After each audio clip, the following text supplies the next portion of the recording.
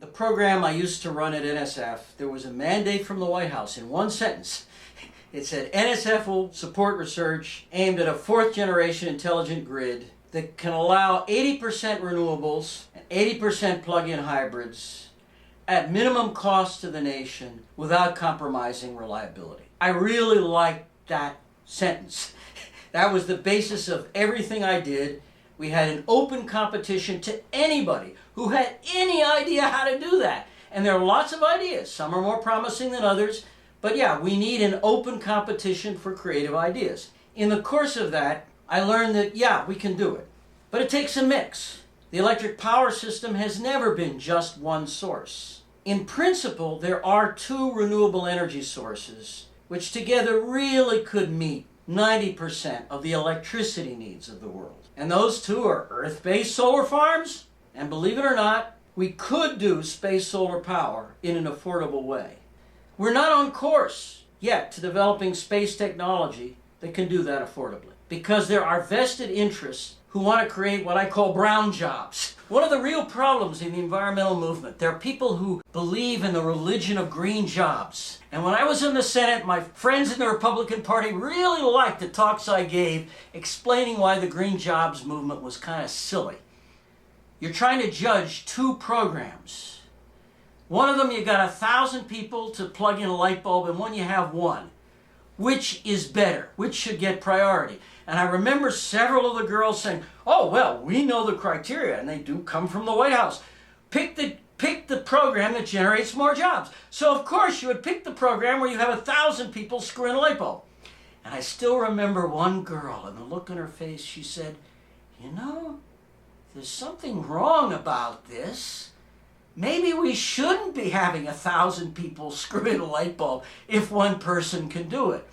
And the point is, have one person screw in the light bulb and you can screw in more light bulbs with your 1,000 people. There are other ways of creating jobs besides being inefficient.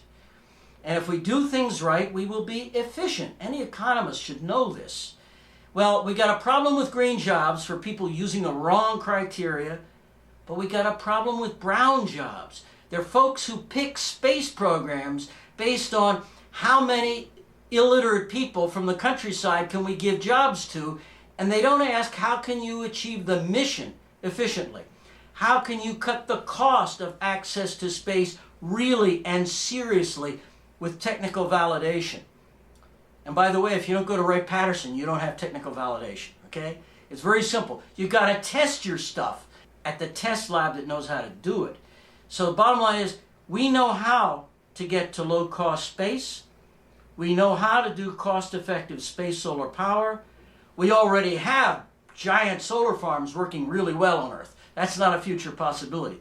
There have been breakthroughs already in solar energy. Between the two of them, we could really meet 90% of the electricity needs of the Earth. And that's maybe 50% of the greenhouse gases. But then there's this other 40% that's transportation.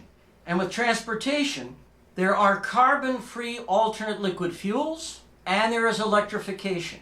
And it turns out the IEEE has a position paper based on really serious research. The IEEE Energy Policy Committee came up with a composite plan. We could go to zero net greenhouse gases with a market-based competition of low-carbon liquid fuels and electricity, giving the customer the freedom to choose. And the policy we want is diversity. That means, like fuel-flexible plug-in hybrid cars, where if today you want to use electricity, you can use electricity today. If today you want to use methanol or crude mixed alcohols, you can do that today. And if the oil lobbyists had supported that, the oil industry would be better off today, because the oil industry can sell the alternate liquid fuels. They don't have to sit back and watch as the whole world goes electric for lack of an alternative. You know, the world would be better off if we had a mix of low carbon fuels and a market competition giving freedom and flexibility. And then if there's a crisis in the Middle East, we're free to change. We're secure. We have that freedom. And my next car will probably not be an electric car, but I'm going to try to persuade my wife to get a good plug-in hybrid, because We can use electricity to save on bills, but we can use the gasoline for long trips. And if there's war in the Middle East, okay, we won't go to New Jersey that week. We need to revolutionize transportation with more competition, and we also need to push the best renewables, solar farms, space solar power, and other alternatives. And we need to do research to keep the costs down and allow people to build the damn wires. So one of the things I've learned is that every region on the earth is different. There are people who say, kilowatt hour is a kilowatt hour. No, it depends on the place, the time of day, location, location, location. The situation is different in different parts of the world.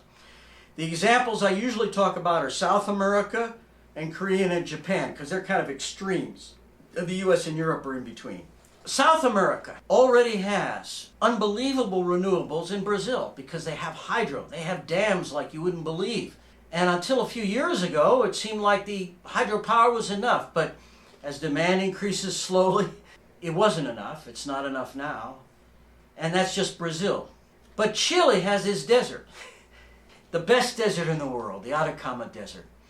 8% of the unused land in that desert would be enough to power all of the electricity needs of South America. If you combine the solar potential of the Atacama Desert with the hydro that Brazil has, if you connect them, you don't need anything else. But to connect them, you need 1,000 miles of wire. Either that or use wireless power transmission. And if they can't build the damn wires, maybe that might be one of the places where microwave beaming might actually make sense, maybe.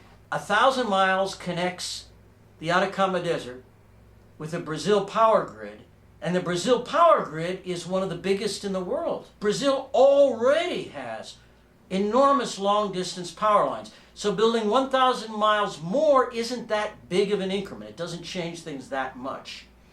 So for South America, it's great, They're already okay. But that's one part of the world. Another part of the world is Europe. Every time I hear about economic crisis in Greece and Italy and even Spain, I think, God, these are perfect places for solar farms. You don't need to go to Africa. There's so much solar potential. But people would say, wait a minute. The dry parts of Spain are not as good as the Atacama Desert. Atacama, you won't see a cloud in the sky for 100 years, let alone rain. But Spain, sometimes there's this rain in Spain, It does happen sometimes. But there's a new kind of solar thermal power. The new generation of power towers using high efficiency Brayton. They're talking about like 6 cents a kilowatt hour. That's a hell of a lot less than nuclear. And it comes with storage, thermal storage. And that means you can meet the load. You don't have to worry about time of day. You don't have to worry about clouds passing overhead sometimes because you got this thermal storage built into this kind of solar power. And if we build the wires between Greece and Italy and Spain up to the North countries, Germany doesn't need to donate money to the government of Greece. All they have to do is pay the Greek people to do the construction work, and they could build this thing up, and they do need more wires.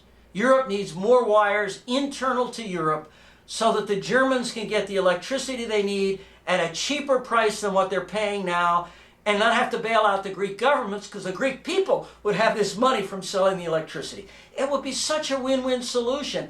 All they have to do is learn how to talk to each other. That's the big problem. And sometimes I've spoken to some Germans and Brits about this, and they say, oh, but Greeks and Italians, can they build anything? And I think, God, have you ever seen Greece and Italy? Are they capable of building things? Yeah, maybe they need some guidance from Siemens on how to get the electricity together. But yeah, those people actually could build things. You could give them jobs. They would be able to do the work. So that's Europe, South America. But then you get places like Korea and Japan. And they have a real energy problem. They don't have these deserts. What can they do? And my feeling is they need space solar power. And there are folks I need who say, well, wait a minute, why not develop nuclear in Japan and Korea? And I said, there is this little thing called national security. There is this little problem called nuclear war. And yes, climate change could kill us all, but nuclear war could kill us all too. Nuclear war has not become safer now that we have more nuclear weapons. That doesn't make us safer. It's scarier and scarier. And so I think we have a compelling interest in the U.S. and other countries to try to accelerate non-nuclear sources of energy to provide the needs of Korea, all of Korea, and Japan. I think we need some kind of consortium to sell this electricity managed on an international basis so that the North Koreans can trust it. And the same thing for Iran. Let's have a source of electricity that they can use as an alternative to nuclear. And I think that's important to our survival too. How do we get the money to build up this renewable energy system? Well, like I said, Pickens really wanted to put a lot of money in, and a lot of people would have competed with him once he got started. He had the money. He was ready to go. It wasn't a problem of money. It was a problem of legal barriers in the U.S. to building these wires. That was the number one problem. Now, it certainly would help if we could reduce the cost further. Research to reduce the cost further.